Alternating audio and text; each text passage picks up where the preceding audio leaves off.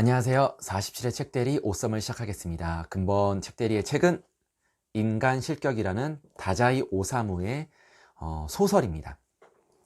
딱 표지를 보는 순간 그렇게 읽고 싶지 않고, 또 세계문학 전집이라고 하면은 굉장히 딱 약간 거리감이 느껴지는데, 이 책을 선택하게 된 이유는 최근에 서점을 가보면 소설 부분에 항상 상위권에 랭크되어 있는 책입니다. 그렇다는 것은 이런 세계문학 전집임에도 불구하고 현 시대를 살아가고 있는 많은 사람들에게 공감을 주고 있는 책이고 어떠한 메시지를 주고 있기 때문이라고 생각을 했습니다. 그래서 저도 한번 궁금해서 호기심에 선택을 하게 되었고요. 이 책을 이 책의 내용을 한 문장으로 표현하자면, 인간에게 상처받고 그러면서 인간을 불신하고 인간을 무서워하게 된 한 사람이 자신의 진짜의 모습을 숨긴 채 광대의 탈을 쓰고 살아가면서 술, 담배, 여자 등으로 점점 타락해가는 그러한 인생을 보여주고 있는 소설입니다. 그래서 한번 앞으로 지금부터 이 소설의 주거리를 쭉 설명드릴 텐데요.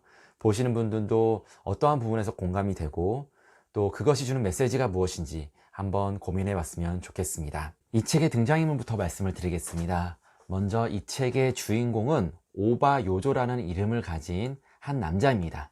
그리고 이 남자를 중심으로 해서 두 명의 친구가 등장하는데요.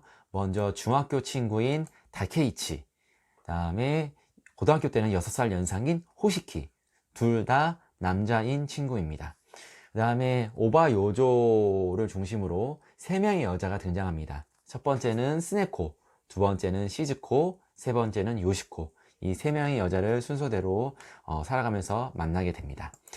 이 오바 요조라는 주인공은 어릴 때부터 집이 부유하여서 가난을 모르고 자랐고 학교 성적 또한 우수한 학생이었습니다. 그런데 이 오바 요조는 사람을 생각하면 할수록 그 마음을 알 수 없고 자신 혼자 별난 사람이 된 것 같은 불안과 공포가 그를 점점 가면을 쓴 광대로 변하게 하였습니다. 이렇게 오바 요절을 광대의 탈을 쓰게 된 어릴 적의 대표적인 사건을 보면, 저희는 보통 어렸을 때 배가 부르면 난 배부르니까 밥 먹기 싫어 라고 솔직하게 얘기하잖아요. 그런데 오바 요절은 그렇게 하지 못했습니다.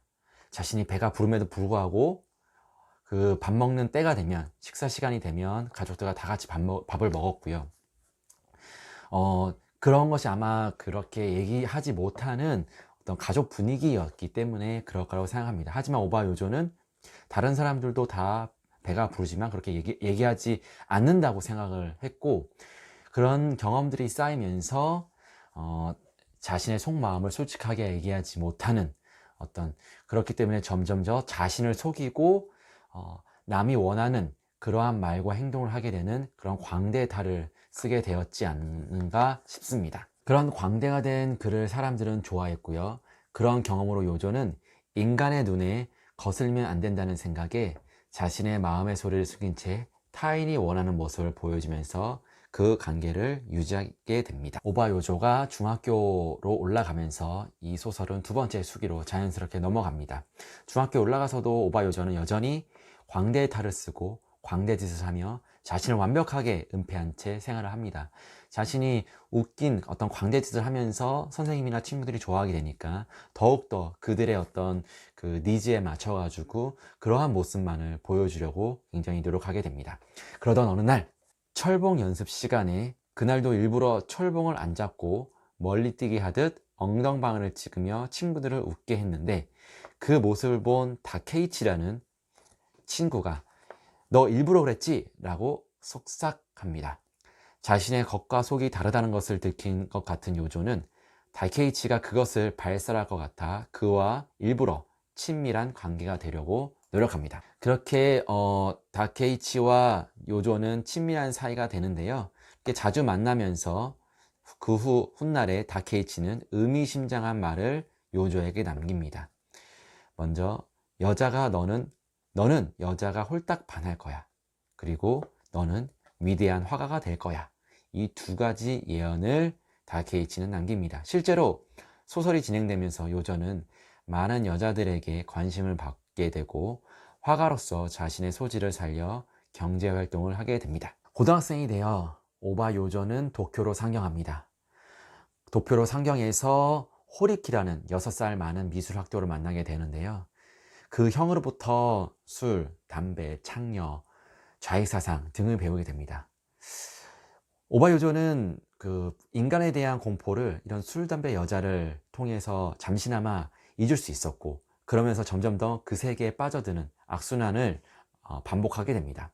그러던 어느 날 카페 접대부인 스네코를 만나게 됩니다.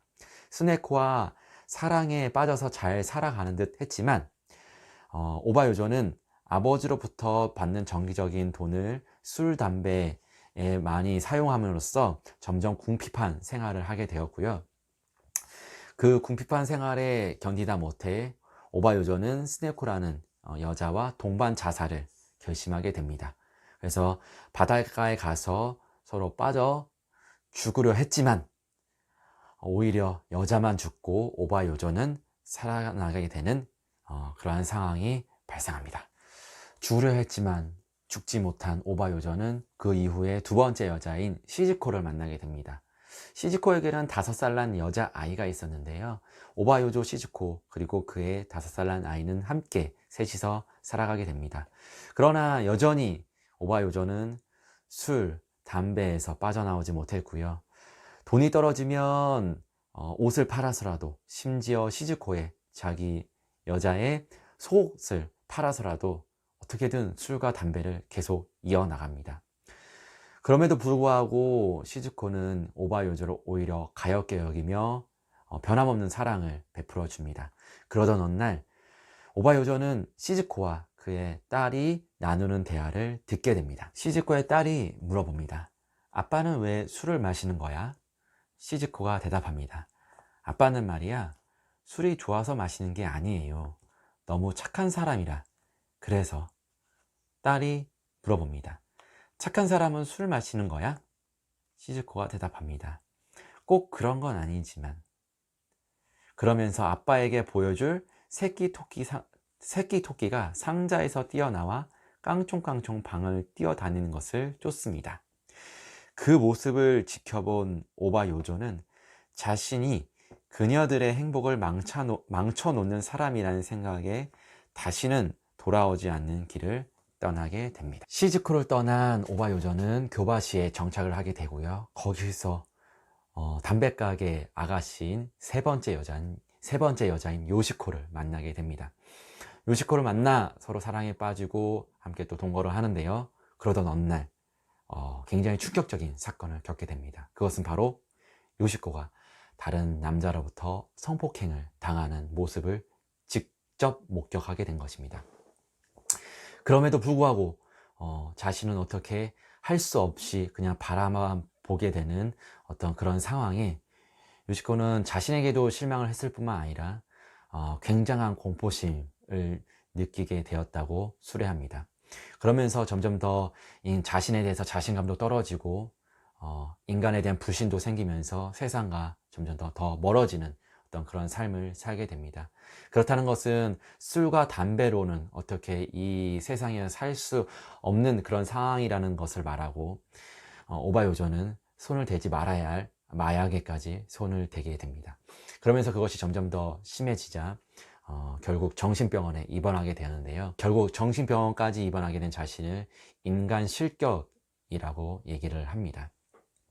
그 후에 큰형으로부터 아버지가 위궤양으로 돌아가셨다는 얘기를 들었고 정신병원을 나와서 시골의 어느 초라한 집에 60이 넘은 식모와 함께 같이 생활을 하게 됩니다.